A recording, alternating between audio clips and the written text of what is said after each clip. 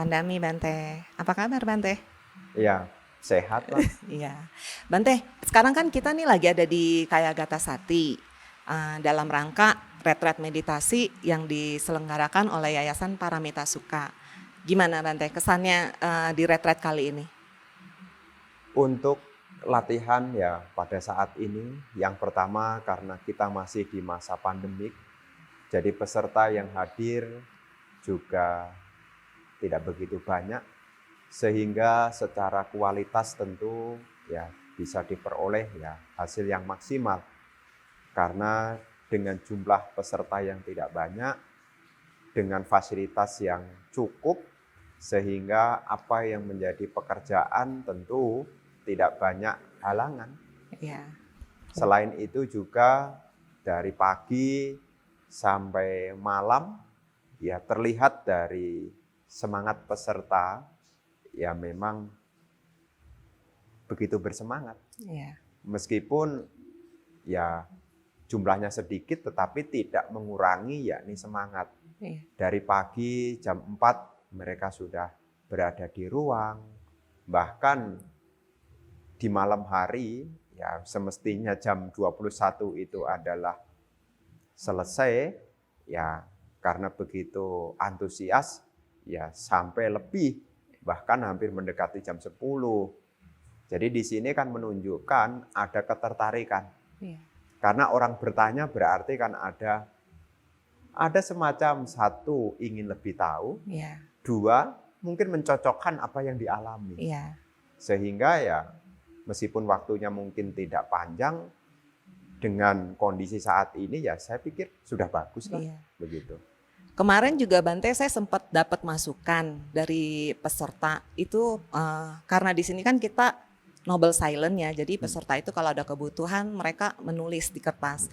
Nah itu ada yang menyampaikan ke saya minta waktu tanya jawabnya itu di lebih panjang gitu Bante. Jadi saya pikir wah ini berarti luar biasa juga pesertanya. Karena ya betul Bante, kalau saya melihatnya kalau mereka antusias bertanya begitu, artinya mereka juga memperhatikan Bante. Jadi kan mungkin nih ada keraguan, mereka menyampaikan. Terus tadi Bante waktu bubaran juga ada sempat peserta yang datang ke saya, terus dia sampaikan begini, dia cerita.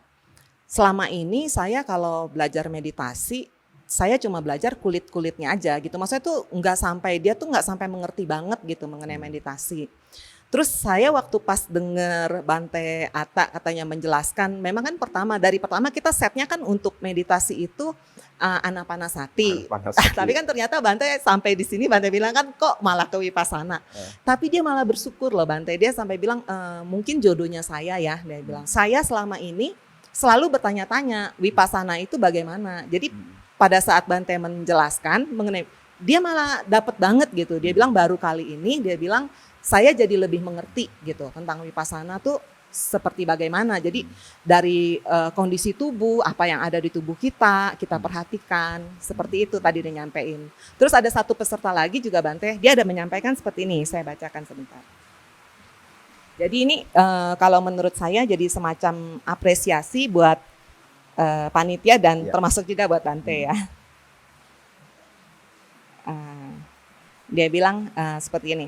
Makasih banyak Cimeping, retret perdana dan mengesankan. Jadi dia ini retret pertama kali di sini. Cukup nekat Bante. Saya bilang cukup nekat karena kan kita udah tulis dari awal Noble Silent. Biasa rata-rata tuh kalau yang nggak kuat-kuat banget udah agak takut gitu kan. Yeah. Tapi dia luar biasa, dia mau coba dan responnya dia bagus gitu, dia bilang mengesankan. Nah Bante memanfaatkan kesempatan kita bertemu di tempat retret ini. Sebelumnya saya sudah tanyakan sama teman-teman siapa yang mungkin ada pertanyaan dalam kehidupan sehari-hari atau mungkin juga mengenai Dhamma yang kurang jelas. Saya bilang boleh silakan kirimkan pertanyaan, ajukan kepada biku pembimbing siapa, nanti kami akan bikin rekamannya. Nah ini udah masuk nih Bante, ada beberapa pertanyaan dari teman-teman. Yang pertama nih saya sampaikan ya Bante, ini dari seorang ibu rumah tangga. Beliau ini tinggal di Malaysia Bante. Jadi di kota kecil dia bilang. Pekerjaan suaminya adalah berkebun, sehingga penghasilan tidak tetap. Saya punya tabungan pribadi, saya sering berdana dengan tabungan pribadi. Selama COVID ini, saya sering berdana online di Indonesia. Ada teman menyarankan, jangan terlalu banyak berdana. Siapkan untuk keperluan masa depan, sehingga menimbulkan kegelisahan, kekhawatiran, dan keraguan-raguan. Padahal saya senang setiap kali berdana. Jadi saya ingin bertanya, bagaimana berdana dengan bijaksana tanpa penyesalan? Silakan Bante. Iya, berkenaan dengan praktek berdana ya, ini sebetulnya kan dimotori yakni keyakinan.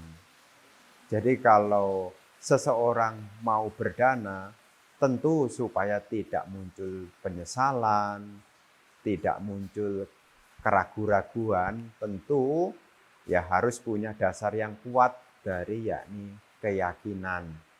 Apa itu berdana? Saya pikir ya umat Buddha sih sudah mengerti. Berdana itu adalah sarana untuk membuat kebajikan. Berdana itu adalah penyokong kehidupan. Ya. Jadi kalau seseorang berdana dengan keyakinan, saya pikir dia berdana ya dengan pengertian. Urusan berapa persen dari yang dia punya, ini kembali kepada takaran masing-masing. Karena kalau kita berbicara kebutuhan, namanya manusia itu dibilang cukup ya cukup, dibilang kurang ya kurang juga. Iya. Ya, jadi di sini peran dari keyakinan itu ya menentukan. Mau berapa banyak supaya tidak menyesal ya hitungan kita. Mau berapa? Apakah 1/4 dari yang kita punya misalnya, atau 20% dari yang kita punya misalnya, atau 10% dari yang kita punya juga tidak jadi masalah. Ya, namanya kebajikan itu ya dilakukan dengan pengertian. Satu, dengan pengertian. Dua, dilakukan dengan perasaan mestinya bahagia. Ya, jadi jangan sampai hitungannya berhenti pada materi. Karena materi itu pada dasarnya ya relatif. Ya, 10.000 rupiah bagi orang yang kaya tidak ada nilainya. 10.000 bagi orang yang pas-pasan, oh berharga sekali.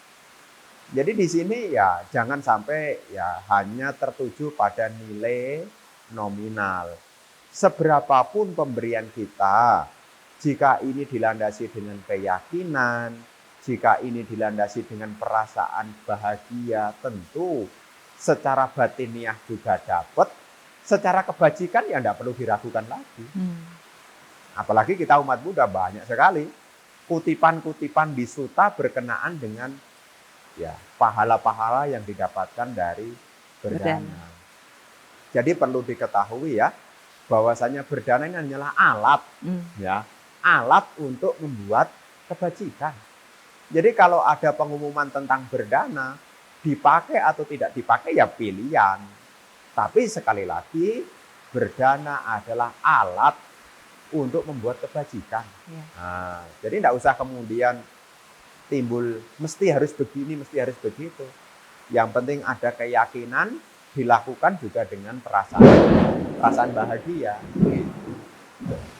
Ya, baik Bante. Ini pertanyaan berikutnya masih sama. Jadi beliaunya ini mengirimkan 3 pertanyaan Bante. Nah, ini pertanyaan yang keduanya. Saya sering berdana atas nama papa dan mama saya. Apalagi sekarang papa saya sedang sakit. Tapi ada teman yang menyarankan, walau sedikit tetap ada berdana, pakai nama pribadi, supaya saya juga dapat pahalanya. Yang ingin saya tanyakan, apakah kalau kita berdana atas nama orang lain, pahalanya hanya untuk nama orang yang kita danakan, atau kita juga dapat pahalanya? Berdana adalah kebajikan. Kunci dari kebajikan itu tidak lepas dari kama. Kama adalah cetana. Jadi kalau orangnya masih ada itu artinya ya masih hidup. Ya tentu lebih baik ya yang bersangkutan mengetahui. Karena kualitas dari perbuatan itu ditentukan oleh cetana. Baik atau buruk tindakan seseorang itu ditentukan oleh cetananya. Jadi di sini kalau misalnya papanya masih ada, mungkin karena kondisi terbatas, karena faktor kesehatan, mungkin tidak bisa menyampaikan secara tangan langsung. Tapi yang sangat baik menurut yang saya pahami, yakni yang bersangkutan juga mengetahui saya ikut berdana. Jadi bukan atas nama, tapi dia tidak tahu. Jadi dalam hal ini ya yang sangat baik dari apa yang sudah saya pelajari dan pahami, ya papanya harus mengerti. Jadi bukan diem-diem. Ya kecuali ya lain ceritanya ya. Tapi ini kan kondisinya masih ada. Jadi kalau kondisinya masih ada ya yang bersangkutan ya tahu, misalnya harus ngomong begini misalnya, Pak, kita mau berbuat baik nih untuk membantu ini ya, ini ada sedikit dana yang akan kita berikan. Papa munculkan rasa bahagia ya. Nah itu bisa dilakukan. Iya Bante. Jadi bisa melakukan seperti itu. Apakah nanti ada kegiatan, apakah untuk dana sosial, apakah dana untuk wihara misalnya. Kemudian papanya dikasih tahu, Pak, ini ada wihara, kita mau sumbang. Ya, jadi di sini ya papa juga ikut berdana, meskipun tidak banyak, tidak jadi soal. Yang penting ya saat ini ya papa menunjukkan rasa bahagia. Nah, Bante, kalau seandainya kita memberitahunya itu setelah melakukan dananya, bagaimana Bante? Kadang-kadang kan kita ada kesempatan nih Bante mendadak gitu kan, kita langsung berdana, tapi terus kita dalam hati kita sudah niatkan, oh ini untuk papa saya gitu. Kalau seperti itu bagaimana Bante? Setelahnya baru kita kasih tahu gitu, ya, papa saya. Kalau sudah berlalu ya biarlah berlalu. Ya artinya ya tidak ada salah juga, tapi sangat baik sekali jika disampaikan sebelumnya. Oh, gitu ya. Kecuali orang yang bersangkutan sudah punya keyakinan yang kuat. Jadi dia ketika mendengar orang lain berbuat baik langsung muncul mudita-cita, oh saya ikut bahagia. Nah, masalahnya itu kan setiap orang kan beda-beda ya. Setelah dikasih tahu berdana kemudian, banyak amat. Nah, ya jadi di sini ya memang yang lalu ya biarlah berlalu. Untuk yang akan datang ya memang sangat baik sekali. Sebelumnya gitu ya. Ya sebelum. Dulu di zaman Sang Buddha itu ada kisah perumah tangga. Jadi kalau setiap suaminya berbuat baik, istrinya dikasih tahu. Apakah sebelum atau sesudah. Giliran istrinya berbuat baik juga memberitahu suaminya. Meliputi sebelum atau sesudah. Karena memang dua-duanya ini ya sama di dalam keyakinan. Keyakinan pada manfaat dari kebajikan. Jadi dalam hal ini ya sangat baik sekali jika sebelum ya, disampaikan. Untuk banyak atau sedikit kan relatif ya. Ya, Guru Buddha juga menyampaikan ya, ketika seseorang melakukan perbuatan baik, hendaknya dia mengulangi perbuatan baik itu dan berbahagia atas kebajikan itu. Begitu. Ya, baik Bante. Ya, baik Bante. Ini pertanyaan berikutnya yang ketiga. Beliau bercerita, saya baru belajar meditasi. Saya berusaha berlatih setiap pagi dan sore selama 30 menit. Mendengarkan ceramah semuanya dari YouTube. Ini modern sih Bante zaman sekarang ya.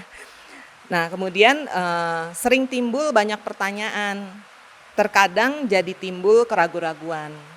Di lingkungan tempat saya tinggal tidak ada biku karena beliaunya tadi tinggal di Malaysia dan kota kecil ya Bante. Selama saya belajar meditasi, diarahkan untuk perhatikan nafas di ujung hidung. Tetapi saya tetap berusaha memperhatikan nafas dengan menyebutkan in out seperti itu. Lama-lama tanpa disuruh in out, saya dapat memperhatikan nafas. Walaupun saya tidak dapat merasakan nafas di ujung hidung. Jadi saya hanya memperhatikan, oh saya ada bernafas, begitu saja. Dan selama saya meditasi 30 menit, melanturnya, lari-larinya banyak sekali. Maksudnya pikirannya ya Bante, melanturnya lari-lari banyak sekali. Tetapi saya juga ada mendengar penjelasan di ceramah-ceramah di YouTube. Kalau itu adalah wajar bagi pemula, asal sadar kembali lagi ke objek. Untuk saya yang pemula, Keadaan sering lari-lari seperti itu membuat frustasi, menimbulkan keraguan-raguan, meningkat menjadi benci, marah karena tidak mengerti. Lalu saya ada mendengar sharing di YouTube, banyak jenis objek meditasi. Jadi kadang kan beberapa orang tidak cocok dengan objek nafas. Nah, yang jadi pertanyaannya saya, bagaimana cara saya mengetahui cocok atau tidaknya saya dengan objek pernafasan? Yang itu pertanyaan pertamanya. Ini ada tambahannya lagi, Bante. Lalu, jikapun saya mengganti objek pernafasan dengan objek cinta kasih misalnya, dengan menyebut berulang-ulang, semoga semua makhluk berbahagia. Yang saya perhatikan jadinya hanya bacaan saja selama 30 menit. Hanya repeat saja. Tetapi pikirannya tetap lari-lari. Itu yang saya tidak mengerti. Caranya bagaimana objek meditasi cinta kasih ini? Begitu Bante, silakan. Ya, berkaitan dengan pertanyaan pertama ya, sehubungan dengan latihan meditasi Anapanasati. Ya, kemarin waktu retret di sini kan saya juga menyampaikan sebelum meditasi jangan terburu-buru. Nah, seringkali kondisi badannya belum siap, kemudian dipaksa untuk memperhatikan nafas. Jadi dalam hal ini tentu ya Bante menyarankan sebelum meditasi yakni memperhatikan dulu bagian demi bagian tubuh. Kenapa?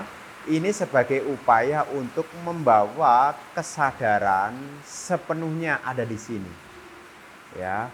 Karena aktivitas harian, karena aktivitas pekerjaan, tiba-tiba nutup mata, ya sisa dari apa yang mungkin dikerjakan, sisa dari apa yang belum terselesaikan, ya akan muncul. Berbeda sekali ketika sebelum meditasi, disiapkan tempat duduknya, mempersiapkannya juga dengan kesadaran. Ketika duduknya pun juga dengan kesadaran. Artinya apa? Saat ini menyentuh alas duduk. Kemudian saat ini menegakkan tubuh juga tahu saat ini menegakkan tubuh. Bahkan sewaktu memejamkan mata sekalipun juga tahu saat ini memejamkan mata. Jadi sudah membawa yakni kesadaran ya sepenuhnya pada saat ini. Karena pada dasarnya adalah ketika tubuhnya di sini, perhatiannya ada di sini, maka ketenangan akan muncul di sini dan saat ini. Nah, kenapa kok bisa jadi muncul pikiran keluar-keluar? Karena kita belum tepat waktunya kemudian kita paksa. Sewaktu memperhatikan napas masuk, napas keluar, tapi kondisi badan kita belum siap. Makanya ketika latihan meditasi itu jangan terburu-buru. Ya, jangan terburu-buru. Bahkan kalau di dalam sutta seperti apakah Satipatthana atau Anapanasati kan disampaikan kepada para biku untuk mencari hutan di bawah pohon atau gubuk yang kosong. Kemudian menegakkan tubuh, meletakkan perhatian. Baru di situ mulai mengarahkan perhatian bersama nafas. Ya, sebetulnya tahap demi tahap itu sebetulnya dilakukan dengan kesadaran. Ya, bukan pokoknya duduk pejamkan mata langsung perhatikan. Agak sulit ya Bante kalau seperti itu ya. Sulit, karena memang harus dipersiapkan. Juga karena mungkin kondisi tubuhnya juga baru belum beraktif. siap, belum siap. Makanya di sini ya supaya menjaga bagaimana supaya pikiran ini tidak mengembara ya kita perhatikan dulu tubuh jasmani, bagian demi bagian. Apakah masih ada ketegangan di tubuh saya? Ya, perhatikan dulu. Apakah masih ada ketegangan di tubuh saya? Kalau seandainya di tubuh ini masih ada ketegangan, dilekskan dulu. Bante mungkin bisa kasih panduan sedikit Bante supaya teman-teman yang bertanya ini mungkin nanti beliaunya bisa praktekkan juga di rumah bagaimana sebaiknya gitu sebelum memperhatikan ke nafas Bante. Ya. Jalan-jalannya gitu Bante. Ya, kira-kira sebelum kita meditasi ya, yang harus dimengerti adalah jangan terburu-buru. Ini kata kuncinya. Jangan terburu-buru. Kemudian lakukan dengan rileks. Rileks itu ya tidak ada target apa-apa, tidak ada menginginkan apa-apa, benar-benar yakni kita menyadari saat ini. Mulai dari duduk, diperhatikan tempat duduknya. Ketika tubuhnya menyentuh alas duduk, tahu. Dari hal-hal yang kecil-kecil ini. Ya. Saat kita duduk begini kita tahu, saat kita meletakkan tangan di pangkuan kita tahu, bahkan saat ibu jari menyentuh begini ya, kita bisa merasakan, oh ada sentuhan ibu jari. Sewaktu menegakkan tubuh tahu, saat ini menegakkan tubuh. Jadi perhatiannya ke tubuh. Nah, ketika tubuhnya ada di sini, perhatian sudah di sini, sebetulnya kondisinya sudah mendukung. Ketika dia memejamkan mata, ya, ketika memejamkan mata, ya perhatian sudah tidak kemana-mana. Apalagi sudah diperhatikan dari awal tidak ada ketegangan. Ya, tubuh tidak bergerak kan tinggal satu yang bergerak, tinggal nafas. Ya dirasakan, dipahami. Namanya kesadaran itu kan yang mengetahui. Jadi kita tidak perlu mengatur apa-apa, yang penting kita bisa menyadari keberadaan dulu. Napas masuk, napas keluar. Sewaktu mungkin di pertengahan, mungkin pikiran kok keluar lagi, perhatikan lagi tubuh jasmaninya. Apakah memperhatikan postur duduknya, apakah memeriksa tulang punggungnya, ditegakkan lagi. Ya. Loh Bante, apakah itu mengganggu? Enggak, ini adalah latihan. Sebisa mungkin sewaktu kita meditasi, membawa seutuhnya perhatian kita ada di sini dan saat ini. Kalau memperhatikan nafas masuk, nafas keluar, apalagi kita belum terbiasa, ini kan kadang jelas, kadang tidak jelas. Nah, giliran jelas tidak jadi persoalan, giliran tidak jelas, pikiran cari objek yang lainnya. Nah, supaya pikiran tidak cari objek yang lainnya bagaimana? Kembali lagi, perhatikan tubuh jasmaninya. Ya, setelah itu dilanjutkan lagi. Baru ke nafas Ya, lagi. syukur-syukur kalau kita memang mau continue di situ, setiap aktivitas apapun, kalau ingat nafas, diingat sebelum makan mungkin di situ ingin memperhatikan nafas, dirasakan. Lama-lama kita tidak asing lagi dengan nafas. Nah, jadi nanti bisa dilakukan tanpa terburu-buru. Ya. Kemudian berkenaan yang kedua tentang meta bhawana. Jadi meta bhawana ini kan sebetulnya adalah meditasi pengembangan cinta kasih. Nah, sebelum mengembangkan cinta kasih kita tahu ciri khas meditasi Buddhis itu ada kebijaksanaan. Ya, ada kebijaksanaan. Kenapa seseorang mengembangkan cinta kasih? Karena tahu sisi lain dari cinta kasih. Apa lawan dari cinta kasih? Yakni kebencian. Nah, kita tahu bahaya dari kebencian. Sedikit ada kebencian, sedikit pula kebahagiaan berkurang. Makin banyak kebencian, makin banyak pula kebahagiaan yang berkurang. Jadi sebelum kita memperhatikan pengembangan cinta kasih, kita mengerti bahayanya. Ya, mengerti bahayanya. Saya tahu bahayanya dari kebencian. Nah, kalau sekarang kita tahu bahaya dari kebencian, sekarang tugas kita bagaimana mengganti kebencian ini. Nah, supaya kebencian tidak berkembang, maka kita menanamkan nilai luhur berupa cinta kasih ke dalam batin kita dengan mengulang.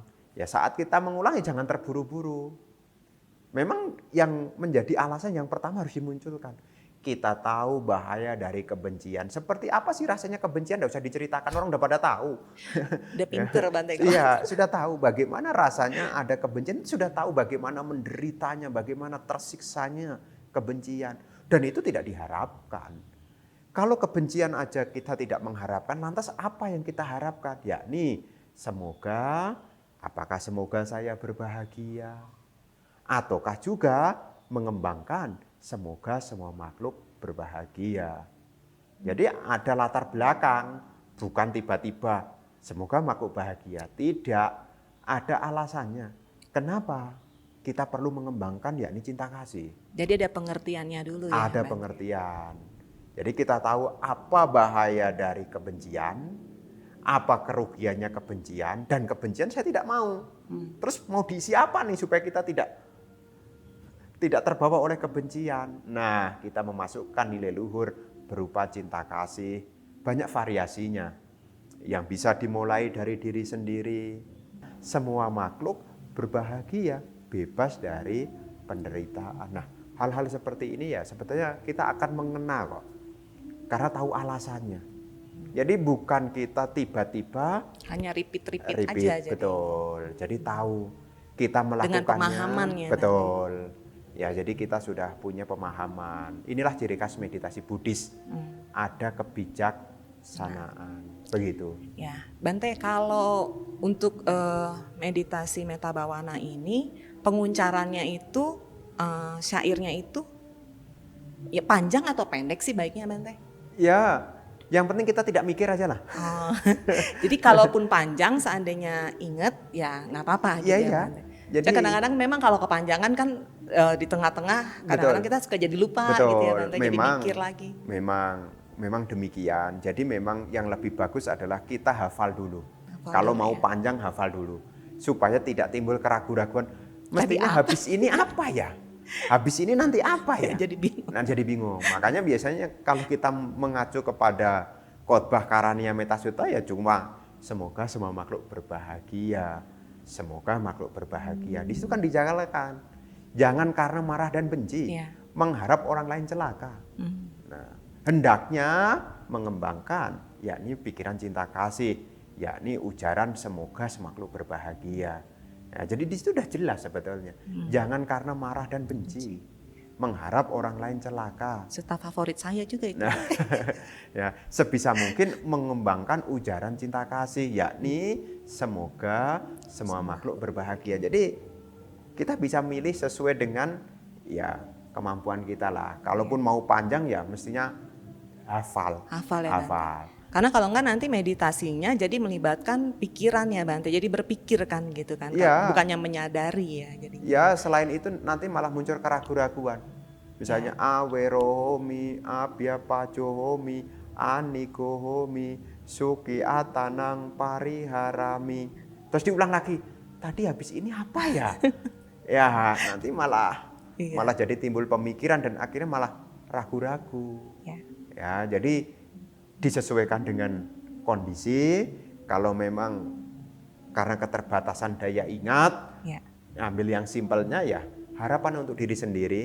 Semoga saya berbahagia, bebas dari penderitaan. Demikianlah harapan saya ya, semoga semua makhluk berbahagia, bebas dari penderitaan. Tapi yang terpenting adalah tahu alasannya. Biasanya kalau saya menyampaikan ya, saya menyampaikan kepada para umat sewaktu membimbing meditasi cinta kasih, saya akan diawali begitu. Kita tahu bahayanya kebencian. Kita tahu bahaya dari terkecil sampai terbesar dari kebencian. Dan kebencian ini tidak diinginkan oleh siapapun. Oleh karena itu, ya kita menanamkan nilai luhur cinta kasih ke dalam batin kita.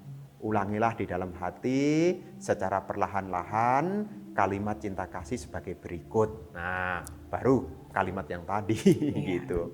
Ya baik, Bante. Demikian ya Ibu, tadi jawaban dari Bante. Seandainya Ibu masih mungkin ada keraguan-raguan, jangan sungkan untuk langsung bertanya lagi ya Bu ya. Sampaikan pertanyaannya, nanti boleh kirim ke saya. Makasih. Bante, kemudian ini ada pertanyaan berikutnya dari umat lain ya, Bante. Pertanyaannya seperti ini. Dalam konsep Buddhis, apa arti kata anatta? Ini pertanyaannya dari umat Wihara Cita Manggala Bekasi. Apa tadi? Dalam konsep Buddhis, apa arti kata anatta? Ya, namanya anatta ya anatta. An ya tidak, atta berarti diri. Tidak ada diri. Ya, jadi anatta tidak ada diri. Tetapi di sini untuk memahami anatta tidak bisa hanya sepotong. Ya, tidak bisa hanya sepotong.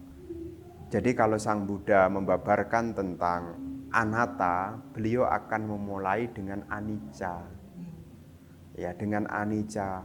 Bahkan di beberapa diskusi, ya seperti di dalam Anatta Lakkhana Sutta ya, di buku biru itu ada khotbah tentang tanpa diri, yakni Anatta Lakkhana ya.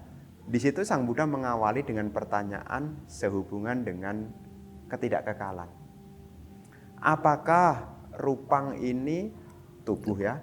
Apakah tubuh ini nica atau anicca? Sesuatu yang tidak kekal, kebahagiaan atau penderitaan? Mereka menjawab penderitaan Bante. Sekarang sesuatu yang tidak kekal artinya berubah. Penderitaan, apakah itu pantas disebut ini aku, ini milikku, ini diriku? Para biku menjawab, tidak Bante. Demikian pula perasaan. Apakah perasaan itu kekal atau tidak kekal? Tidak kekal Bante. Sesuatu yang berubah tidak kekal. Apakah kebahagiaan atau penderitaan? Penderitaan Bante. Nah, sesuatu yang sekarang berubah, kemudian penderitaan, apakah itu pantas dianggap sebagai ini aku, milikku, diriku? Mereka menjawab tidak pantas. Kalau memang itu milikku, kalau itu memang diriku, maka dia akan tunduk dengan perintahku. Tak seharusnya tubuh ini begini, tak seharusnya tubuh ini begitu. Ya, kenapa? Karena kalau tubuh ini milikku, maka tubuh ini tidak kena perubahan. Ya, tubuh akan selamanya begini. Meliputi juga pancakanda yang lainnya. Ya, apakah rupa, apakah wedana, apakah sanya, apakah sangkara, bahkan winyana juga. Jadi untuk memahami tentang anatta, ya kita harus melihat dari ketidakkekalan dulu. Jadi tidak bisa kemudian ya langsung sepotong, nanti kejebak dalam konsep. Ya, kejebak dalam konsep apa?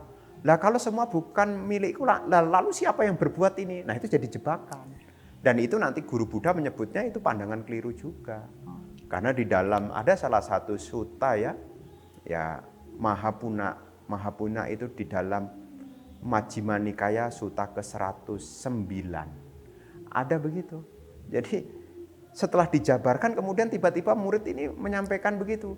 Terus kalau tidak ada aku siapa yang melakukan? Nah, terus Sang Buddha menyampaikan dari awal. Apakah selama ini pengajarannya begitu? Kan tentu tidak. Iya. Makanya di dalam pengembangan batin ya untuk memahami kebijaksanaan, guru Buddha akan menuntun dari apa? Dari perubahan dulu, anicca. Ya nanti dari anicca kita tahu kita tak kuasa pada apa-apa. Di dunia ini kita tidak kuasa apa-apa. Kulit kita tidak kuasa pada kulit. Bahkan kulit sudah dimandikan, sudah dikasih perawatan, kita tidak punya kuasa apa-apa. Kadang-kadang di cuaca dingin begini aja bikin kita menderita. Kita tidak punya kuasa apa-apa. Kalau tubuh ini milikku, tubuh ini adalah benar-benar di kekuasaanku, ya dia tidak akan menimbulkan penderitaan bagi kita. Dari situlah memahami sehubungan dengan anatta. Jadi jangan sampai cuma tiba-tiba langsung, oh berarti tidak ada aku nih. Tidak seperti itu. Kita memahaminya dari, ya ini anicca dulu. Kita terbuka wawasannya, oh benar. Kalau ini milikku, ya pasti tidak akan terjadi perubahan. Ya, tidak bisa kalau hanya melihat dari cuma satu, dari tiba-tiba anatta gitu, enggak. Jadi untuk menuntun, ya Sang Buddha memberikan ya step demi step membimbing. Ya, dari contoh mudah rupa yang kita miliki lah. Rupa yang kita tidak kuasa apa-apa, dia bisa berubah setiap saat. Ini sudah dikasih mungkin perawatan, mungkin loh ya perawatan. Ya dia akan korengan lah, akan gatal-gatal. Dan ini membuat kita menderita. Yeah. Kenapa ada penderitaan? Ya karena ada perubahan. Kalau sekarang berubah, menderita, di mana kekuasaan kita? Ya, jadi sehubungan dengan pertanyaan anatta ya, jangan langsung statement tentang oh tidak ada diri. Ya tidak begitu, harus dijelaskan ya dari awal. Makanya salah satu sutta rujukannya yakni Anatta Lakkhana Sutta. Anatta Lakkhana Sutta. Bagaimana Sang Buddha membimbing agar para siswa ini terlepas dari pandangan keliru sehubungan dengan diri yang kekal. Artinya ada kaitannya ya Bante dengan anicca. Jadi mempelajarinya harus lengkap juga ya Bante dari awalnya gitu. Betul. Ya baik. Ya baik Bante. Bante berikutnya ini ada pertanyaan dari Sis Linda Lin. Beliau bertanya seperti ini. Saya pemula dalam meditasi. Bagaimana cara meditasi Vipassana yang benar? Ya, sehubungan dengan praktek Vipassana ya. Ya di sini ya tentu kalau sudah berbicara Vipassana kan kita berbicara tentang nama dan rupa. Ya, karena Vipassana adalah meditasi pandangan terang, jadi kita mengerti tentang ya di kehidupan ini. Ada dua macam kebenaran. Yang pertama adalah samuti saca, kebenaran menurut kesepakatan, dan ada paramata saja, kebenaran yang secara hakiki. Ya, di dalam paramata saca itu pun terbagi menjadi dua. Ada yang sangkata dan ada yang asangkata. Sangkata dhamma dan asangkata dhamma. Dhamma kebenaran, asangkata ini yang tidak terkondisi, sedangkan sangkata adalah yang terkondisi. Nah, ketika kita praktek Vipassana, yang menjadi perhatian kita ini yang sangkata dhamma. Apa itu sangkata dhamma? Sangkata dhamma ini mengacu kepada yakni nama dan rupa. Ya, nama dan rupa. Makanya ketika kita belajar Vipassana ini sudah menggunakan bukan samuti saja. Jadi bukan pakai samuti saja, tapi menggunakan yakni paramata saja. Karena kita melihat hakikat yang sebenarnya. Nah, jadi di sini kita harus punya pemahaman sehubungan dengan paramata saja. Terkhusus dalam praktek Vipassana, ya kita tahu apa itu sangkata dhamma. Dalam hal ini tentu ya kita harus belajar yakni nama dan rupa. Rupa adalah yang diketahui, nama adalah yang mengetahui. Ya. Jadi sebelum seseorang meditasi Vipassana dia harus tahu, bukan pada konsepnya, tapi dia sudah mengerti seperti apa sih yang disebut sebagai rupa. Rupa itu yang diketahui, seperti ya jasmani ini. Ya ini rupa nih. Ini yang kita ketahui, ini rupa. Nah, kemudian yang mengetahui itu apa? Nama. Ya. Jadi rupa yang diketahui, nama yang mengetahui. Nah, ketika orang meditasi, Vipassana ini yang bekerja cuma dua ini, nama dan rupa.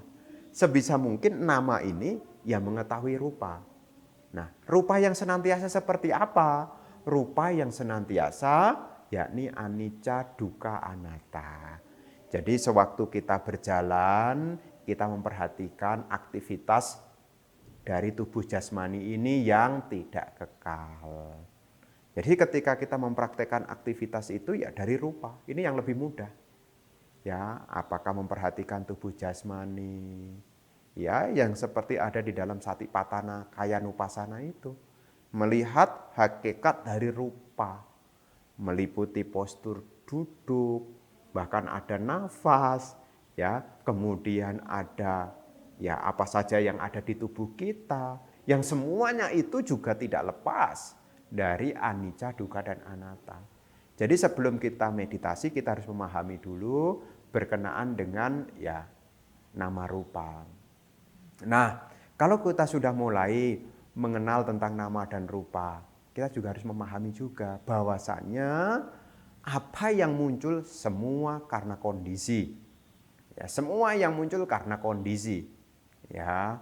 Jadi namanya sangkata ini kan ya kondisi. Semua yang muncul karena kondisi, dan kondisi itu ya tidak ada yang kekal. Ya. Jadi kondisi itu tidak ada yang kekal.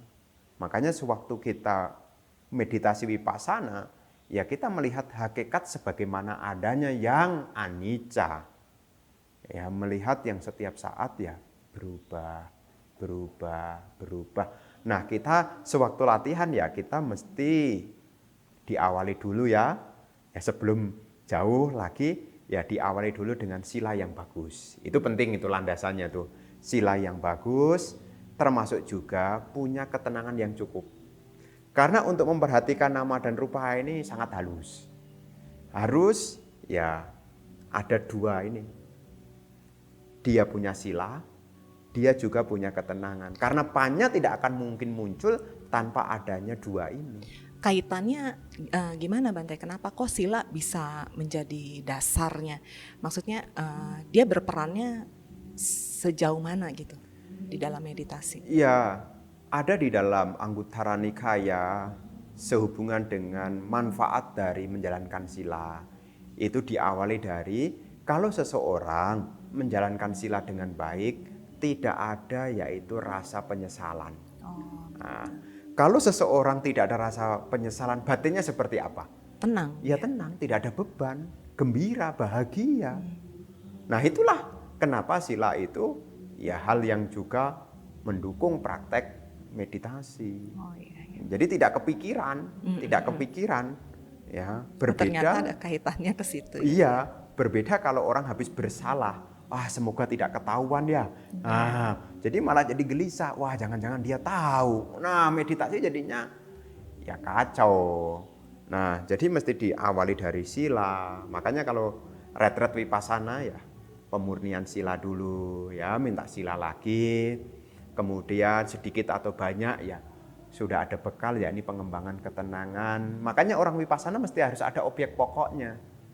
Apakah anapanasati ataukah kembung kempis perut yang kita ketahui yang umum orang pakai, ada objek pokoknya. Nah, selain itu ya baru apapun yang muncul diperhatikan, aktivitas tubuh, apakah sewaktu bergerak melakukan apapun, dia melakukan pengamatan dengan menggunakan alat ya anicca dukkha anatta itu. Nah, ini sudah disebut sebagai ya praktek vipassana. Ya, ada nama dan rupa, ini yang mengetahui, ini yang diketahui. Akhirnya apa pandangan tentang diri ini aku yang kekal tidak ada lagi. Karena sebetulnya ini dua hal. Ada yang diketahui dan ada yang mengetahui. Jadi tidak lagi menyebut sang aku, ini dua-dua nih. Di dalam diri seseorang, dalam tanda kutip diri seseorang, ini ada dua. Ada yang mengetahui dan ada yang diketahui. Dan semua yang muncul ini karena ada sebab, ada kondisi, ada pacaya yang kondisikan. Nah, kalau seseorang sudah memahami semua yang muncul karena kondisi, ya tidak akan nyalahkan apa-apa, karena ada kondisi kok. Ya, ada kondisi, ada suara masuk, karena ada telinga. Telinga nangkep suara ya karena ada suara dari luar. Tidak bisa nyalahkan ya suara yang di luar, karena kondisi. Ya, karena kondisi. Makanya meditasi ini juga disebut sebagai praktek kebijaksanaan juga. Jadi tidak melihat hanya dari satu, tapi melihat dari ya kondisi-kondisi. Nah, kemudian ya kalau sudah ya tinggal lakukan. Ya, selama latihan meditasi vipassana ya sebisa mungkin tidak mengatur, tidak menginginin, hanya melihat dengan alat ya ini semuanya tidak kekal. Semua tidak kekal. Baik berjalan, baik melakukan aktivitas apapun lah. Ya. Bante diperjelas sedikit Bante mengenai mengatur apa nih Bante, bagaimana takutnya nanti. Ya, kadang-kadang orang meditasi itu mengatur dalam artian adalah menginginkan sesuatu. Semestinya saya sudah bisa begini. Semestinya pikiran ini tidak muncul. Nanti ya bukan melihat sebagaimana adanya. Ya. Ketika kita mampu menerima, berarti kita memahami semua tidak ada yang kekal. Ketika kita tidak mengatur, di situ sudah hilang peran aku. Ya, jadi di sini sewaktu seseorang latihan meditasi, ya tidak menginginkan apapun. Sewaktu duduk loh ya, sewaktu duduk ya, hanya menjadi ya yang mengetahui aja. Baik suka, duka, sesuai atau tidak sesuai, ya hanya mengetahui. Muncul berlangsung tenggelam, muncul berlangsung tenggelam. Perasaan jengkel mungkin muncul, perasaan ngantuk mungkin muncul. Nah, perhatikan muncul berlangsung tenggelam. Kalau seandainya aktivitas itu mungkin membebani, bisa gunakan postur yang lain, misalnya meditasi jalan. Nah, meditasi itu tidak harus duduk saja, ya. Jadi meditasi jalan bisa dilakukan sewaktu berjalan, memperhatikan gerak dari kaki, memperhatikan sentuhan sewaktu kaki menyentuh.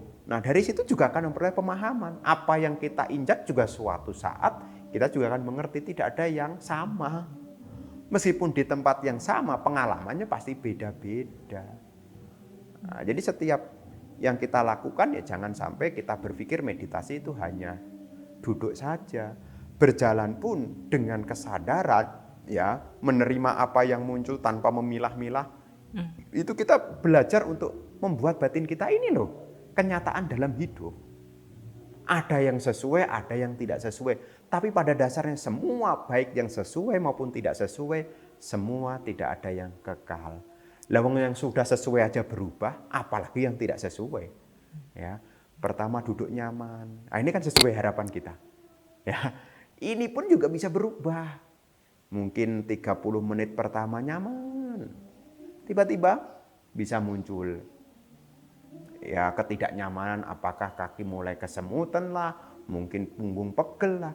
Nah, di sini kita melihat hakikat sebenarnya ya pada dasarnya apapun ya tidak ada yang kekal.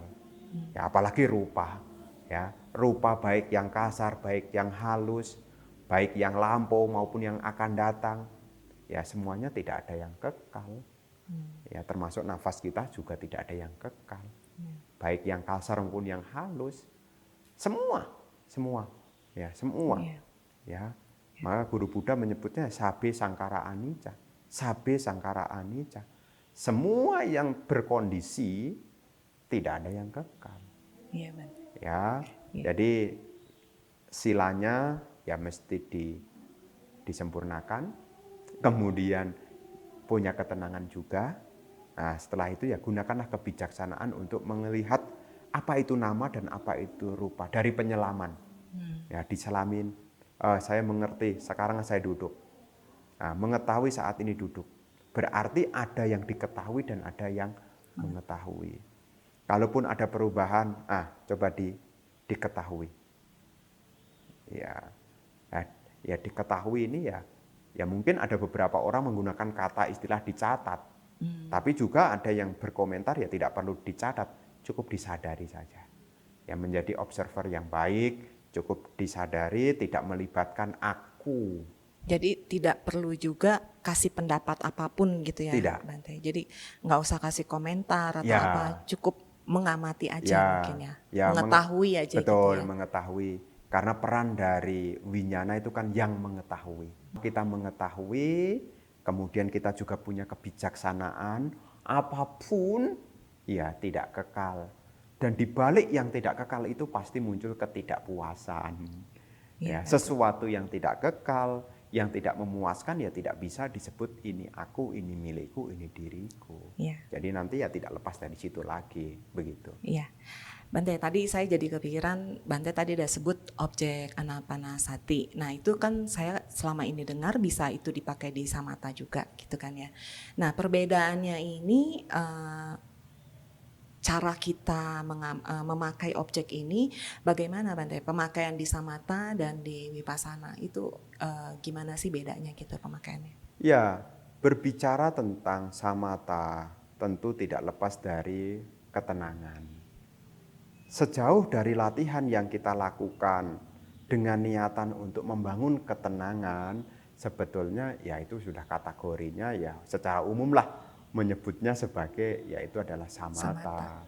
Tapi kalau dipakai untuk vipassana, kita mengetahui nafas itu adalah rupa.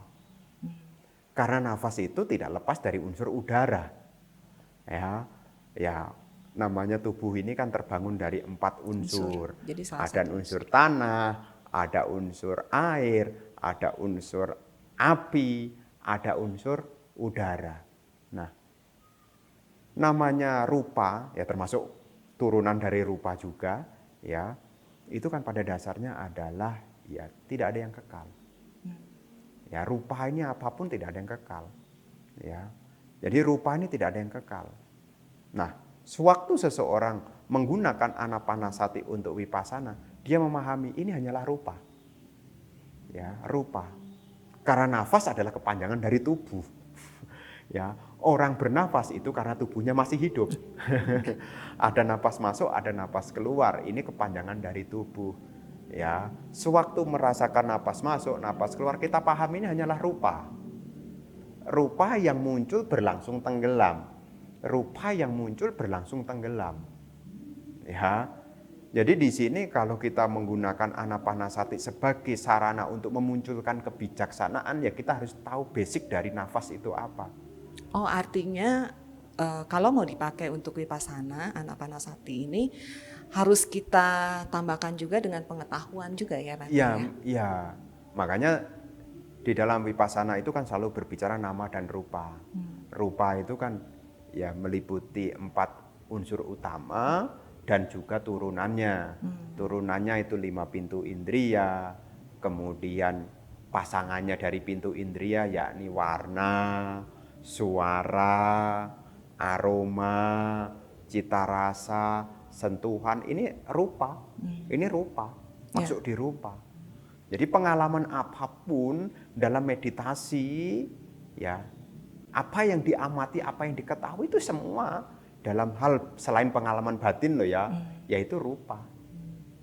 Ya, kalau samatha berarti kan bedanya tuh kita cuma menyadari napas masuk keluar, hanya sebatas itu kan biasanya. Ya, baru tapi itu ada lanjutannya. Lanjutannya baru ke wipassananya Ya, itu ya membutuhkan pengetahuannya ya, itu juga.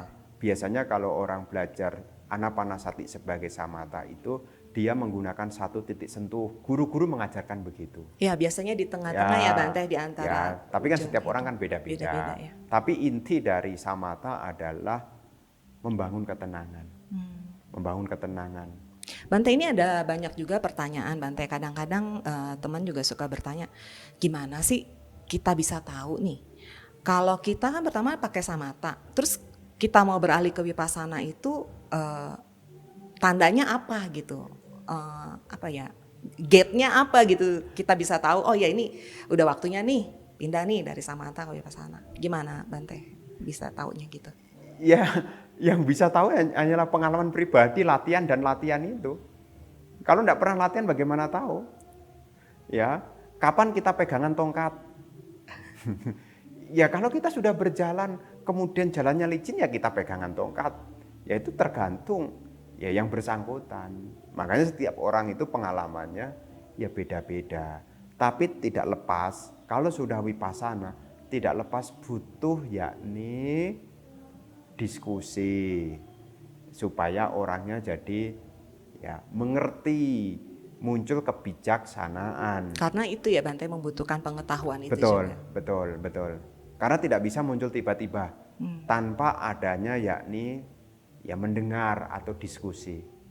Ya, karena memang di dalam praktek vipassana itu ya seseorang tidak lepas dari yang namanya panya. Harus punya dhamma-dhamma.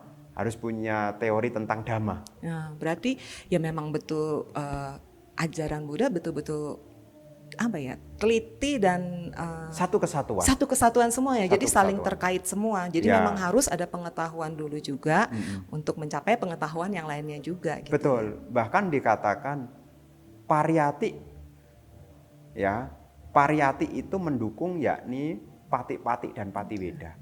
Penembusan dan praktek dengan baik, ya kalau ditunjang dengan pariyati, ilmu yang menunjang juga. Makanya ya seperti di khotbah-khotbah yang lain ya dikatakan ya sangat baik sekali kalau kita mendengarkan dhamma, sangat baik sekali jika kita diskusi dhamma, sangat baik juga kita mengembangkan ketenangan, termasuk juga sangat baik juga jika kita mengembangkan pandangan terang. Karena dari apa yang kita lakukan ini akan mengarah kepada yang satu, yakni lenyapnya kilesa, pengotor-pengotor batin itu. Ya, Begitu. jadi kita nggak bisa ya Bante, kita pilih-pilih dari ajaran Buddha ini, maksudnya oh yang meditasi inilah yang paling bagus gitu kan, nggak bisa ya Bante. Artinya emang semuanya tuh seperti anak tangga, semuanya saling terkait, semuanya memang punya pengaruh ya Bante. Betul. Mendengarkan ceramah pun juga itu penting gitu ya. Penting, betul. Bahkan juga di dalam praktek dhamma dikatakan dana meskipun tidak berkaitan langsung dengan jalan menuju akhir penderitaan, tapi dana itu menjadi pembuka awal. Iya betul. Karena kalau orang ada berdana, dia pasti belajar. Ya, dari belajar itu akan mendukung terinspirasi orang untuk hidup baik, yakni menjalankan sila, untuk mengembangkan yakni pikiran. Ya, meskipun tidak langsung menuju jalan kesucian, tapi dana ini ya, ini menjadi pintu gerbang awal.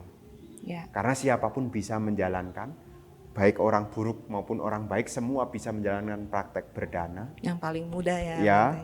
Dan ketika seseorang di situ mau hadir saja untuk berdana, dia sebetulnya sudah mulai memunculkan nilai luhur. Ya, ditambah lagi kalau mungkin dia ke wihara, ya mungkin sambil dengerin dhamma juga. Nah, pelan-pelan, ya cepat atau lambat ya akan memperoleh yakni ya perkembangan di dalam pemahaman dhamma sehingga memotivasi seseorang untuk ya praktek menjadi lebih baik.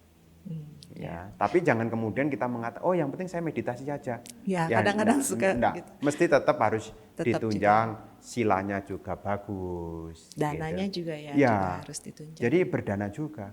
Karena kita juga yakin hidup ini kan kita masih proses panjang. Ya, nanti dananya ini juga buahnya ya mendukung juga ya Iya. Bante. Kita Nah, jadi mendapatkan kemudahan mungkin betul. ya Bante ya. Jadi sewaktu latihan, ya tempat yang kita tinggali ini sejahtera. Itu kekuatan dari berdana. Ya.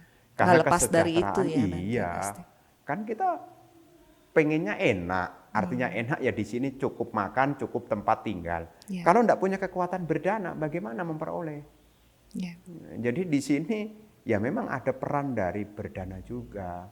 Makanya kalau dhamma ini disampaikan kepada perumah tangga, ya Sang Buddha mengawali dengan anupubikata, berdana, kemudian menjalankan sila, nanti lahir di surga. Nah dari situ ada tahapan lagi. Oh, muncul kamadinawa, mulai ngerti bahayanya kelahiran berulang-ulang. Bahaya dari nafsu itu seperti apa. Baru kelima muncul keinginan untuk melepaskan nekama. Nah, ini kalau Sang Buddha mengajarkan ya dhamma bertahap kepada perumah tangga. Tidak langsung to the point, oh ini penderitaan, oh ini sebab penderitaan, oh ini jalan satunya penderitaan, oh ini jalan untuk mengakhiri penderitaan. Ya tidak begitu. Ya, Sang Terus Buddha langsung memahami. harus, ayo masuk ke wihara semua. Enggak gitu ya Bante ya. Jadi Sang Buddha ini Bertahap ya dulu. melihat ya namanya guru yang baik itu ya seperti Sang Buddha yakni ya diajar step demi step. Bahkan ada yang mengatakan begini, loh kenapa Bante berdana kok diceritakan tentang berkah-berkahnya? Jadi seperti kayak diiming-iming gitu ya Bante ya kesannya. Iya, tapi kan Sang Buddha mengetahui kalau orang yang baru pemula, Justru kondisi itu batinnya, menariknya ya. iya, masih kepengen suara merdu, rupa yang elok. Saya kepengen ya udah mulai dari situ. Begitu ya. Bante. Bante, saya yang penasaran ini dari saya sendiri ya Bante. Dalam meditasi ya Bante. Kita kan selama ini saya kan kalau diajarin cuma menyadari nafas keluar masuk cuma sekedar itu ya. Tapi yang saya dengarkan dikasih taunya itu meditasi adalah untuk mengembangkan batin, mengembangkan nilai-nilai luhur ya. Nah itu gimana sih Bante cara kerjanya? Kenapa? Gimana caranya gitu? Kita kan cuma duduk diem terus merhatiin, nyadarin doang. Napas keluar, napas masuk. Itu gimana caranya bisa sampai ada batin yang berkembang gitu Bante? Iya, jadi sehubungan dengan hal ini sebetulnya ada di khotbah yang lain. Di dalam Majjhima Nikaya itu ada salah satu khotbah yang berjudul yakni Cula Wedala Sutta. Ya, Cula Wedala Sutta itu disampaikan. Jadi teman dekat dari meditasi adalah wirya. Wirya di sini adalah 4 usaha benar. Jadi supaya batin kita berkembang, ya selain seseorang itu meditasi, dia memunculkan yakni 4 usaha itu. Melihat ke dalam, yakni apakah di dalam diri saya ini masih ada keburukan. Jika ada keburukan, maka keburukan ini ditinggalkan.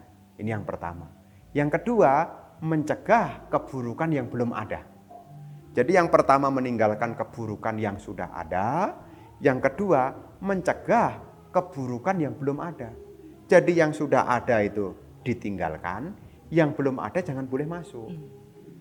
Kemudian yang ketiga berikutnya yakni memunculkan hal yang baik.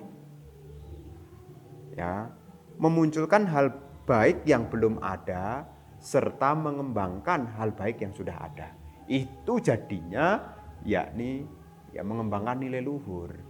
Ya, kita akan menjadi berkualitas ya kalau kita evaluasi. Oh, saya ini masih ada kebencian. Sekarang kebenciannya mesti ditinggalkan. Oh, saya masih ada keserakahan. Oh, keserakahannya ya ditinggalkan.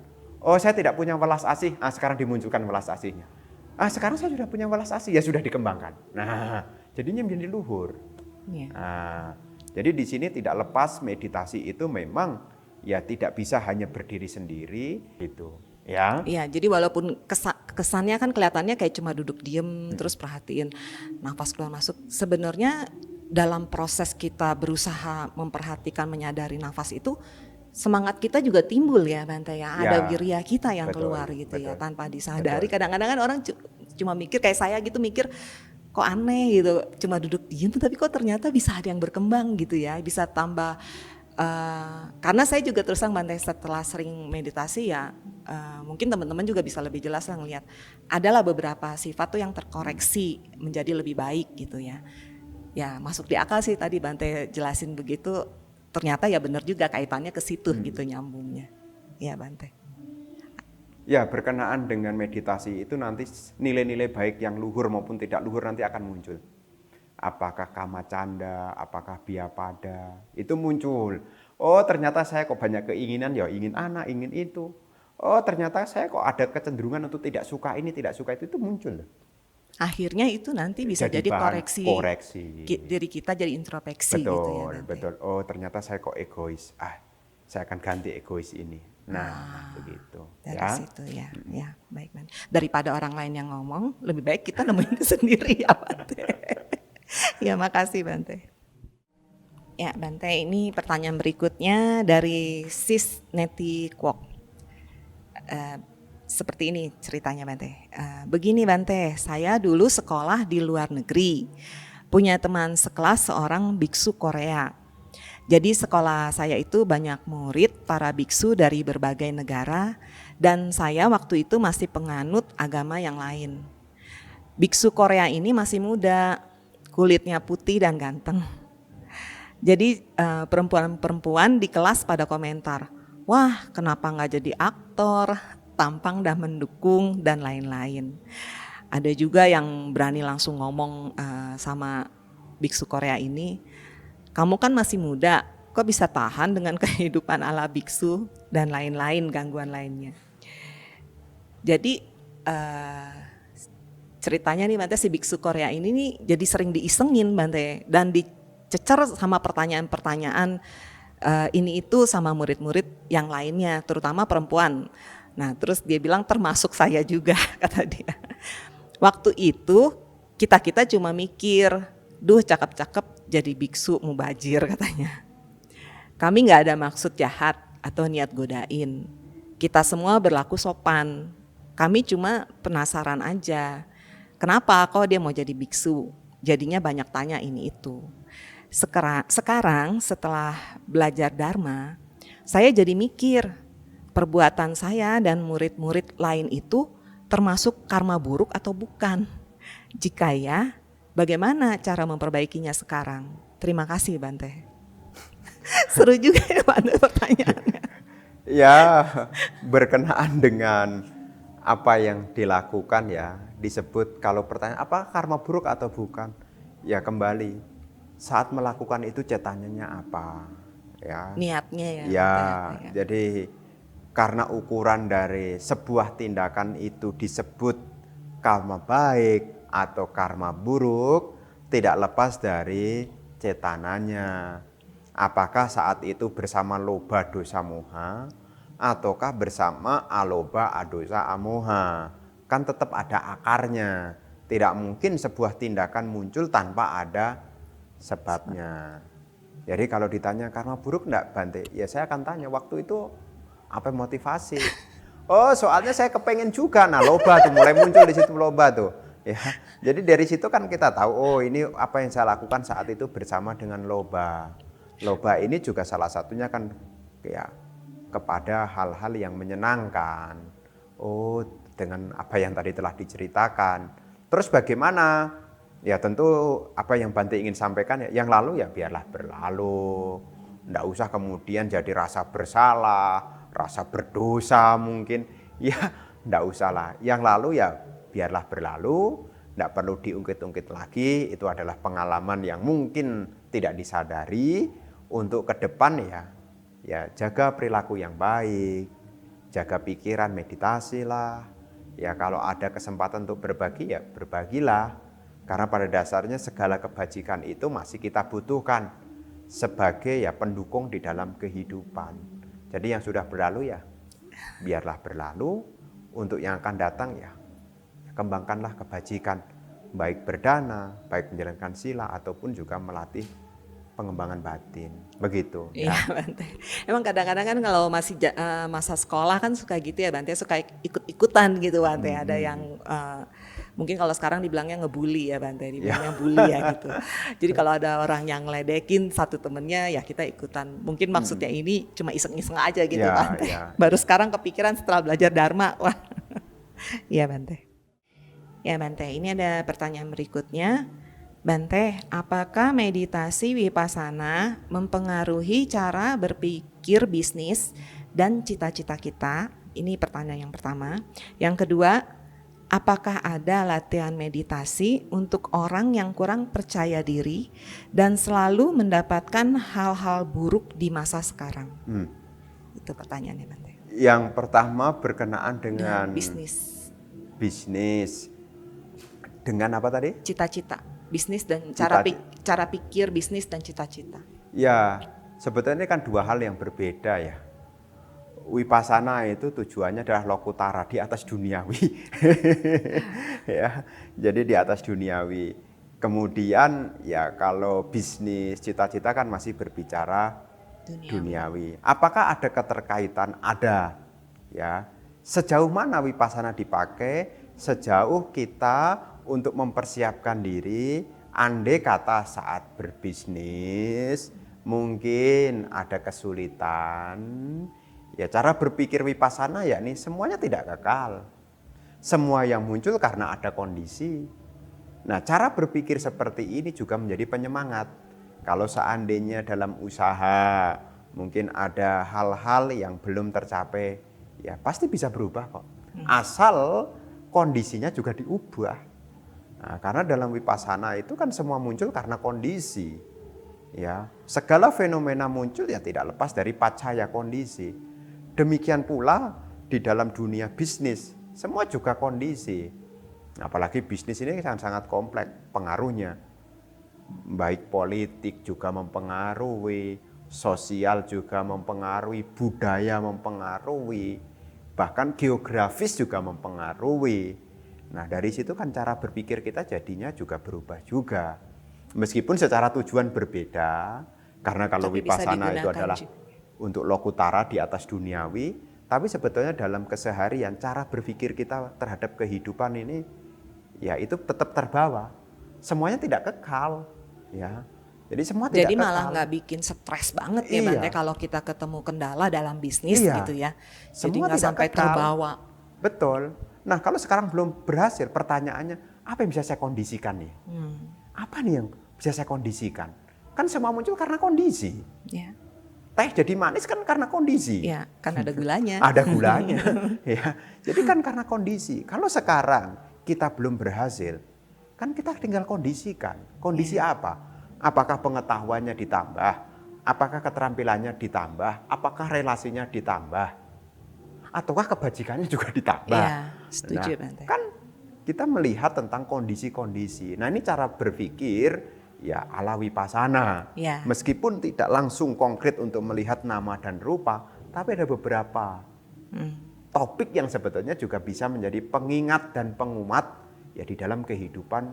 Ya namanya perumah tangga kan ya pekerja ya. Ya, butuh materi memang. Ya butuh materi. Asal jangan lupa aja ya, Bante. jangan bablas. Kalau memang materinya berlebih ya ingat berdana lagi ya, Bante. Ya memang namanya kekayaan ini ya disebut sebagai salah satu dari kebahagiaan yang disebut karena atisuka. Bahagia karena memiliki. Ya, selain atisuka juga boga suka. Bahagia karena bisa menggunakan. Ya. Jadi sebagai perumah tangga ya memang sudah sepatutnya bekerja keras, punya motivasi untuk menjadi orang yang berhasil. Tapi ya jangan lupa untuk membuat kebajikan. Jadi tetap ada nilai luhur lah di dalamnya gitu. Jadi malah ini justru Vipassana ini malah kalau kita terapkan dengan baik malah bisa jadi membantu ya Bante ya. Ya, Bukan berarti tuh menjadi, ya sekarang kan kebanyakan orang berpikirnya Buddhis itu kan sederhana, ya gaya hidupnya kan seperti biku gitu kan, sederhana. Bukan berarti juga umatnya ya nggak boleh punya apa-apa gitu ya Bante ya. tapi nggak harus. sebetulnya di dalam Buddhis ini kan sebetulnya membuka kesempatan orang untuk banyak berpikir. Ya. Tidak ada sebab yang pertama. Jadi kalaupun ada gagal, tidak ada gagal yang pertama. Pasti ada rentetan yang lain-lainnya. Ini kan cara berpikir Buddhis. Jadi semua yang muncul ini Saling keterkaitan. kain keterkaitan. Kalau seandainya ini tidak bisa menopang, ada kok topangan yang lain. Kita bisa cari Cari solusinya. yang lain. Jadi jangan putus asa. Betul. Ya, Jadi kalau punya cita-cita apa, pertanyaan sekarang adalah apa yang bisa saya lakukan saat ini? ya. Ya, apa yang saya lakukan? Oh Bante, saya mau buka ruko, ya cari rukonya di mana dulu. Cari rukonya di mana, setelah tahu rukonya di mana ya tanya harganya berapa. Kalau sudah tahu harganya tinggal kondisikan. Apakah cari pinjaman, apakah nunggu warisan. Itu namanya kondisi ya. Iya, Bante. Jadi semua yang muncul kan karena kondisi.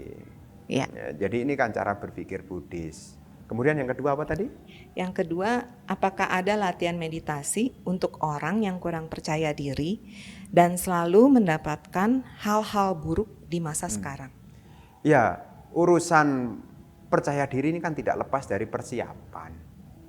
Semuanya akan berjalan dengan baik-baik saja kalau persiapannya juga cukup. Ya, jadi yang perlu diperiksa adalah apa membuat saya tidak percaya diri itu sebetulnya kan salah satunya ya kurangnya persiapan. Kalau seandainya itu tidak bisa, substitusi apa yang bisa saya masukkan? Sebagai apa? Persiapan. Karena kalau semuanya sudah ada persiapan, apalagi yang dikhawatirkan. Karena setiap orang itu tidak lepas dari kelebihan dan kekurangan. Kelebihan tidak jadi masalah, kekurangan juga tidak jadi masalah, asal tahu cara mempersiapkannya. Ya, jadi di sini kalau merasa kurang beruntung, ya sebetulnya bukan merasa kurang beruntung, sebetulnya persiapannya masih kurang. Ya, sebetulnya semua orang ini kalau mau sungguh-sungguh sebetulnya ya tinggal mencari persiapannya. Hanya namanya persiapan itu tidak gampang. Ya. Contoh sederhananya, hidup ini kan minimal kan kita punya 3 skill ya. Membaca, menulis, dan berhitung. Untuk dapat membaca, menulis, dan berhitung, ini juga tidak mudah. Mesti ditekunin, untuk apa kondisi, gitu loh. Kita tidak bisa mengatakan, oh dia berhasil. Enggak, dia sudah mempersiapkan. Les sono sini, ada les Mandarin, les Korea, ikut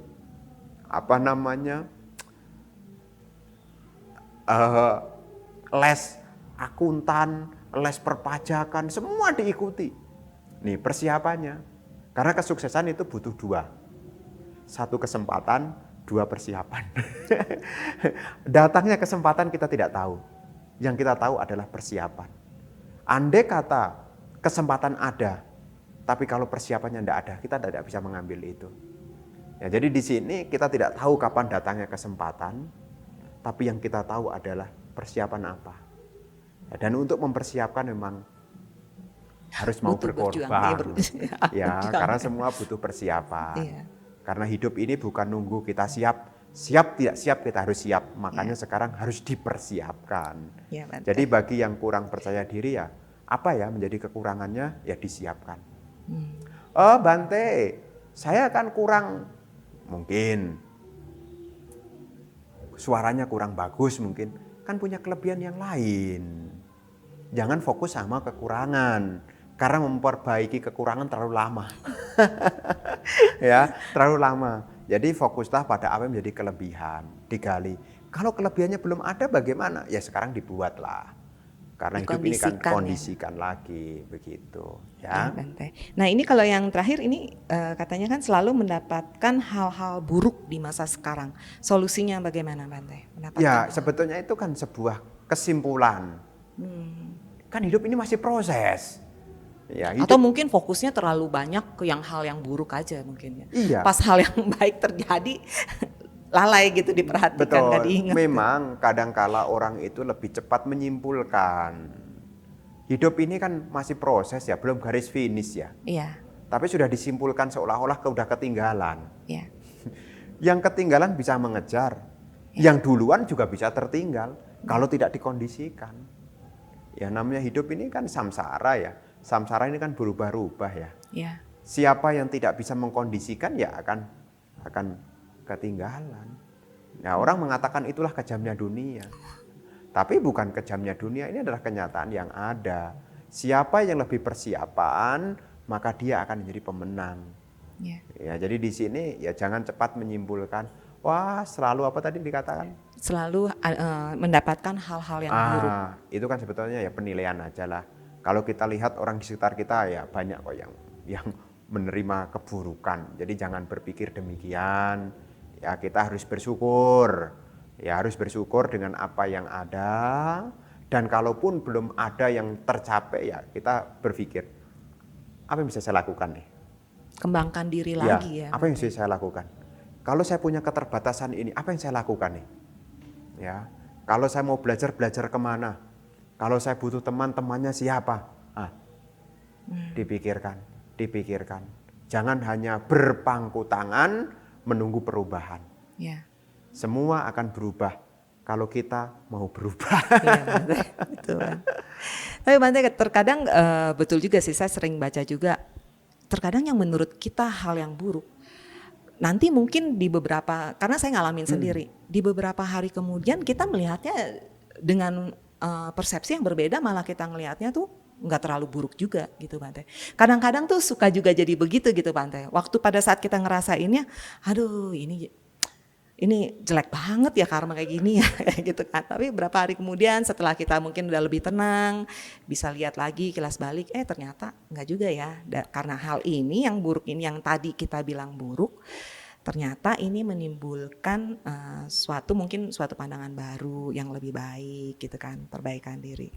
Itu sih yang saya rasain, ya mungkin bisa sharing, mungkin itu ya Bante. Jadi maksudnya jangan terpaku terlalu nge-label, saya dapatnya hal buruk terus gitu ya. Jadi Ya, siapa tahu kita nggak tahu juga gitu. Ternyata hal yang buruk itu ternyata bisa berubah menjadi sesuatu yang baik malah buat kita gitu.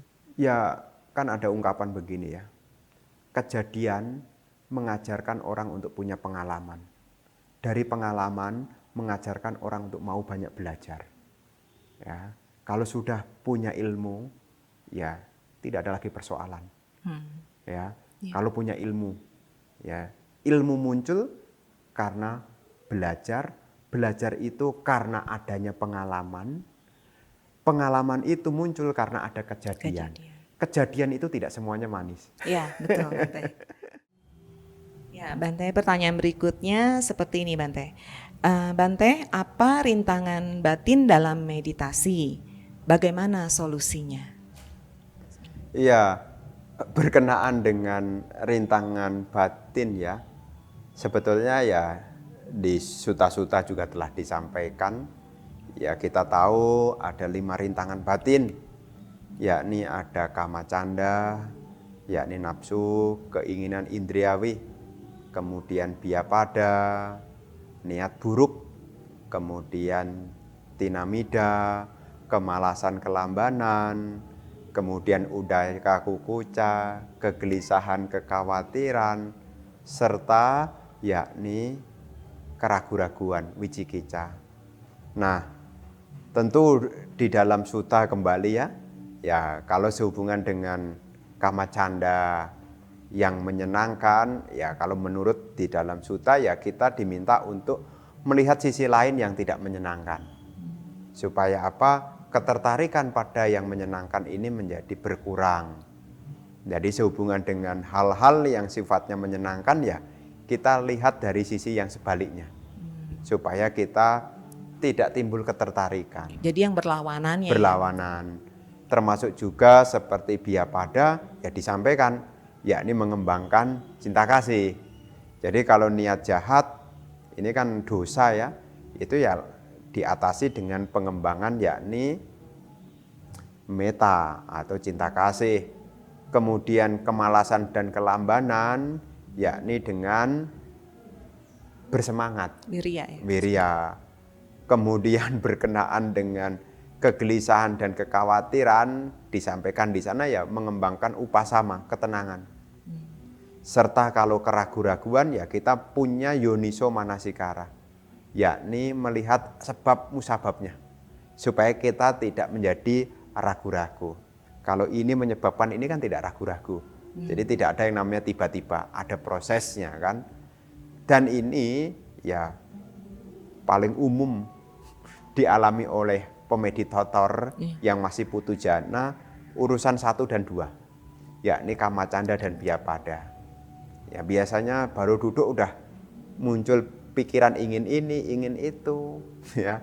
Teringat ini, teringat itu, ingin ngerjakan ini, ingin mengerjakan itu. Jadi banyak sekali keinginan-keinginan yang masuk di dalam pikiran. Ya, jadi di situ ya berlatih ya untuk melihat tentang ketidakindahannya supaya tidak ada ketertarikan. Ya memang ini sangat umum sekali. Tapi yang terpenting yaitu ya ditekunin, dilatih, ditekunin, dilatih. Iya Bante, kayak saya aja nih udah berapa hari ya atas sila kan, cuma hari ini nggak Bante. Itu kemarin sempat banget Bante, kepengen banget ngemil Bante, sampai udah diperhatiin. Kadang suka timbul begitu juga ya Bante, padahal udah berapa hari gitu kan, bisa tiba-tiba muncul gitu, ada keinginan gitu untuk ngemil. Tapi saya sih nggak sampai mikirin hal yang berlawanan, cuma saya ya udah deh, udah tanggung. Tapi harusnya kalau kayak gitu tuh gimana tuh Bante buat ngatasinnya? Apa kita kalau ya berlawanannya bisa seperti sih mengalihkan perhatian juga bisa. Cari kesibukan yang lain sebetulnya ya bisa. Ya. Saya muncul ngemilnya itu di ruang makan, pindah aja ke ruang tidak masalah. Kalau orangnya tidak masalah kan ada kepikiran di ruang makan. Iya, mungkin karena cuaca dingin gitu kan. Ya lumrah lah, lumrah.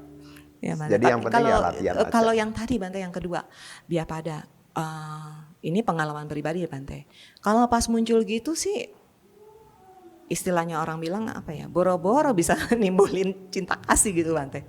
Udah lagi benci-bencinya gitu Bante, mana bisa gitu nimbulin. Itu gimana ya Bante solusinya? Ya sebetulnya kalau muncul begitu pertanyaannya adalah kita pengen bahagia atau pengen menderita sih? Pengen bahagia. Nah itu dia. Kalau kita pengen bahagia, kenapa harus melekati sesuatu yang tidak membahagiakan? Ya, seringkali orang ini kan ya mikirkan hal-hal yang tidak penting. Ya. Sudah tidak penting dipikirin lagi. Ya, itu sudah tidak Boros-borosin penting. aja. Betul. Nah, itulah gunanya kita punya pengetahuan, kita kayak diskusi begini ya untuk bekal nanti. Kalau suatu saat muncul pikiran begitu, ya kita ingatkan saya ingin bahagia.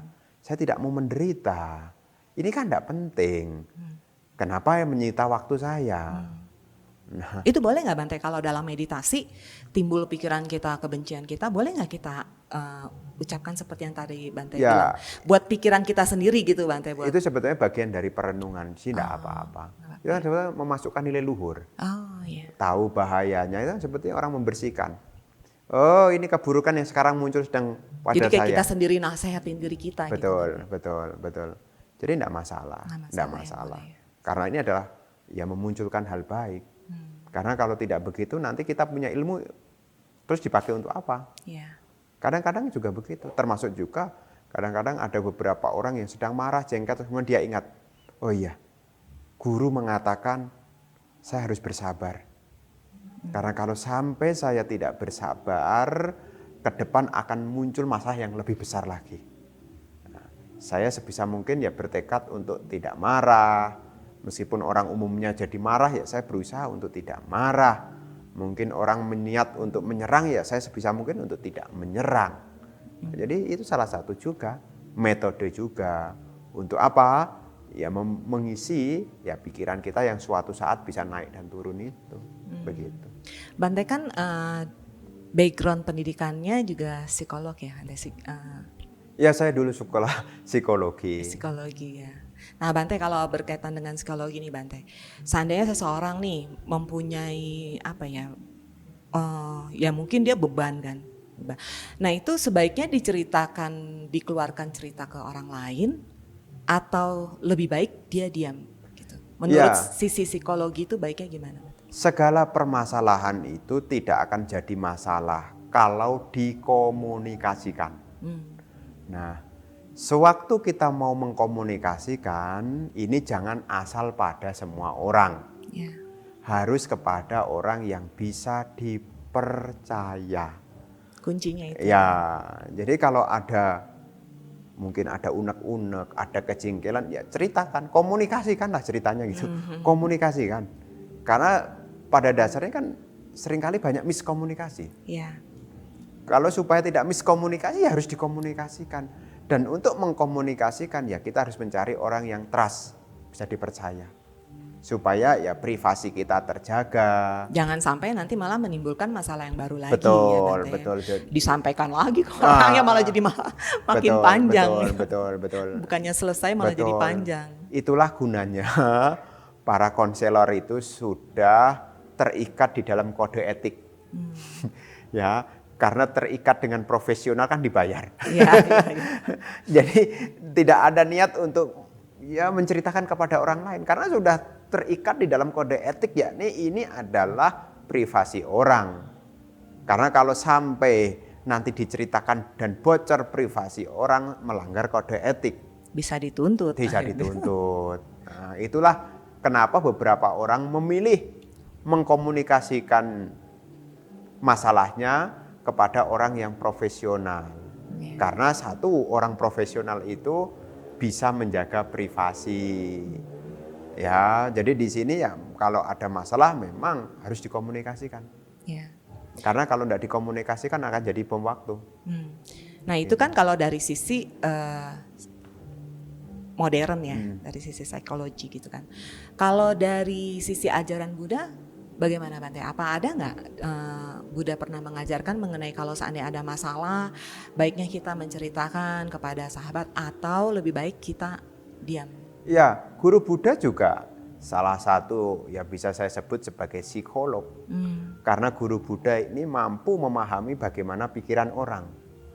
Jadi seperti Ibu Kisah Gotami yang kehilangan anak, kan beliau berusaha untuk mengkomunikasikan masalahnya. Ceritanya kehilangan anak, anaknya pengen hidup. Tapi kan tidak mungkin Sang Buddha kemudian mengatakan anakmu udah mati, tidak bakalan hidup. Ya cara begini kan cara yang umum orang lakukan.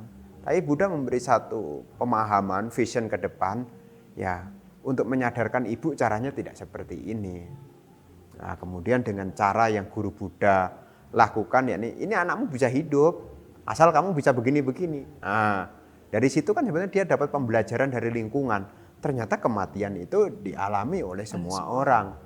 Ya, Sang Buddha mencoba untuk mengkomunikasikan permasalahan yang dihadapi ibu itu. Tanpa harus Sang Buddha bercerita tentang kematian. Tapi ibu itu langsung jadi dari tahu rumah. Sendiri malah ya. Betul. Jadi termasuk juga ya kalau ada biku tidak ada kemajuan juga mengkomunikasikan. Nah, beliau juga akan memberitahu nih caranya nih. Ya, karena Sang Buddha juga disebut sebagai ya guru juga yang membimbing juga. Jadi ketika ada murid yang mengalami masalah atau apa ya, guru Buddha akan menerima keluhnya, kemudian memberikan solusinya. Jadi di dalam ajaran Buddha sekalipun ya ada waktunya untuk kita diskusi. Nah, jadi kalau ada masalah apa ya kita diskusikan. Itulah gunanya Kalyana Mita. Untuk membantu, bagaimana kita bisa membantu kalau kita tidak tahu dia butuh apa. Jadi dari komunikasi itu kita sebetulnya secara tidak langsung juga menyampaikan sehubungan dengan kita ini sebetulnya butuh apa ya. Nah kalau kita tahu apa yang orang lain butuhkan itu kan lebih cepat. Ya, kadang-kadang kan orang tidak mau mengkomunikasikan tapi pengen dimengerti, mana ada ceritanya. Ya, mana ada ceritanya. Jadi ya sebisa mungkin ya kita yang meneladani Guru Agung Sang Buddha ya sebisa mungkin bagaimana mengkomunikasikan. Ya, mengkomunikasikan. Setiap orang tidak kurang dari masalah, makin bertambah hari masalah bukannya berkurang, tapi masalah itu tidak akan jadi masalah asal kita bisa mengkomunikasikan. Karena kalau terjadinya komunikasi itu terjadi pertukaran informasi. Ya. Jadi bisa saling mengerti. Betul. Ya. Kalau informasinya baru, maka pahamnya tidak salah. Sehingga tidak terjadi salah paham. Ya. Jadi salah paham terjadi karena pahamnya salah. pahamnya salah karena informasi yang diterima salah. Bagaimana supaya informasi diterima menjadi benar? Itulah pentingnya latihan untuk mengkomunikasikan. Dan memang masalah ini adalah hati-hati, cara mengkomunikasikannya juga harus hati-hati juga. Di dalam komunikasi itu ada waktunya kita berbicara, ada waktunya untuk mendengar. Jadi kalau masyarakat umum ya inginnya semua pengen jadi pembicara, ya tidak mau jadi pendengar. Nah, kalau kita bisa memposisikan kapan waktunya berbicara, kapan waktunya mendengar, maka ya sebetulnya persoalan itu bisa diselesaikan. Kalau semua nuntut pengen didengarkan, siapa yang akan mendengarkan? Iya. Kamu harus tahu saya, kamu juga harus tahu saya. Terus siapa yang mau tahu ini? Ya, jadi di sini ya penting bagi kita tetap bagaimana kita membangun komunikasi. Komunikasi ya paling bagus adalah dari mulut ke mulut. Jangan komunikasi ada orangnya tapi melalui WA. Ada orangnya di depan tapi pakai WA kan nggak sehat. Karena kadang-kadang tuh baca WA diartikannya dengan perasaan orang yang baca itu ya. Betul. Bante. Belum tentu sesuai. Betul. Gitu. Nada bahasanya. Betul, betul. Karena kalau kita sudah berbicara medianya adalah nonverbal, tulisan itu kan nonverbal ya. Ya. Jadi tersampaikan, persepsinya, betul. Persepsi Titik koma masing-masing yang beda baca. makna. Titik koma beda makna. Iya. Apalagi kelebihan komanya. Apalagi pakai tanda seru itu harus hati-hati. Betul.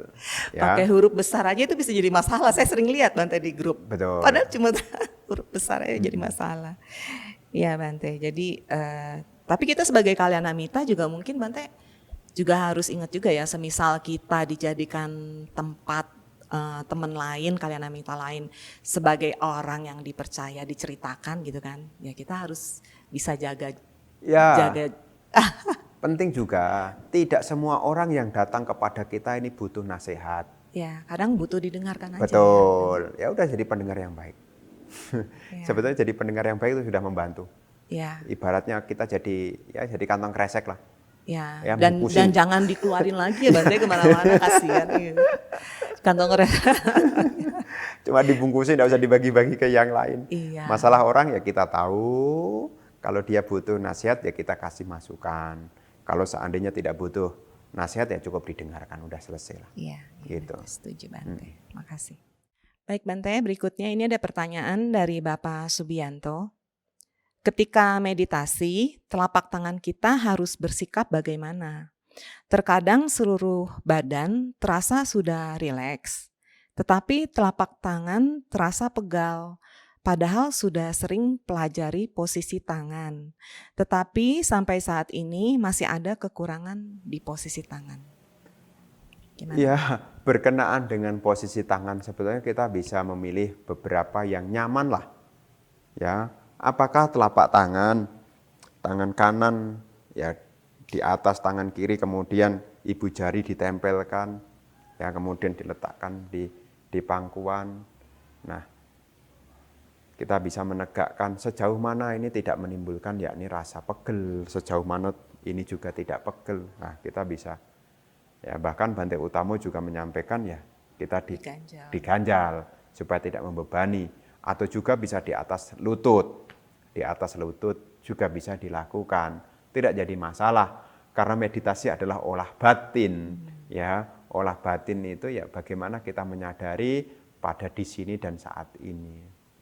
Ya, nanti sambil dipelajari, setiap orang itu beda-beda, ya, termasuk juga ya mungkin juga perlu mempertimbangkan sehubungan dengan penggunaan alas duduk. Kalau duduk bersila, apakah perlu dipakai ganjelan? Bagian belakangnya. Bagian belakangnya, ya itu juga perlu dipertimbangkan lagi, ya. Jadi nanti sambil belajar, sambil pengalaman lah, begitulah. Ya Bante, kalau pengalaman saya sendiri memang waktu itu saya sering juga waktu pertama belajar meditasi, betul Bante, ini sering pegel gitu. Terus pas meditasi di tempat Bante Utamo ya di Bodhigiri, terus Bante kan ajarin kasih tatakan belakangan ini saya pakai tatakan gitu terasa lebih nyaman sih. Ya mungkin itu bisa jadi salah satu solusinya ya Bante. Ya, Bisa untuk setiap mengurangi. orang, ya, Setiap orang beda-beda, tapi beda-beda. mungkin siapa tahu bisa dicoba. Gitu. Siapa tahu bisa juga gitu. Baik Bante, pertanyaan dari teman-teman sudah habis semua Bante. Tadi sudah terjawab semua. Terima kasih banyak Bante atas kesempatannya. Kami juga terima kasih atas kesediaan Bante membimbing kami untuk di retret meditasi kali ini di batch 3 ya Bante. Jadi sungguh sangat beruntung sekali kami mendapatkan kesempatan ini di sela-sela kesibukan Bante yang padat, karena pas Bante jadwalnya ini ada di antara Maga Puja. Jadi terima kasih sekali Bante sudah menyempatkan. Kasih Bante. Baik. Mas sore.